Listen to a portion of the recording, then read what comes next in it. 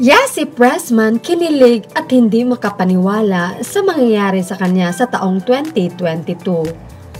Trending ngayon sa lahat ng social media platform ang ginawa ni Yasi Pressman.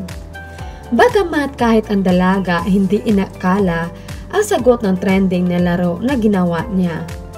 Ayon sa video na lumalabas, in 2022 I should, may lumabas na kasagutan na learn to cook, ear piercing, treat myself like a queen. Samantala ang hindi inaasahan na sagot na aktres, in 2022 I should get pregnant. Makikita sa video na tila nagulat at hindi makapaniwala si Yasi Pressman. Subalit makita ang kilig sa mukha ng dalaga. Gayunpaman hindi maitago ang kasiyahan at kilig ng mga tagahanga at supporters na aktres. Napakomento na lang sila ng OMG. Dagdag pa nila, sino kaya ang ama? Si Coco Martin kaya ang posibleng maging ama kung sakaling mabuntis si Yasi Pressman.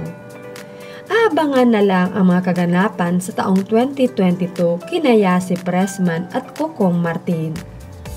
Sa kabilang banda, nag-enjoy si Yasi Pressman ngayon kasama ang mga dogos niya at ini-entertain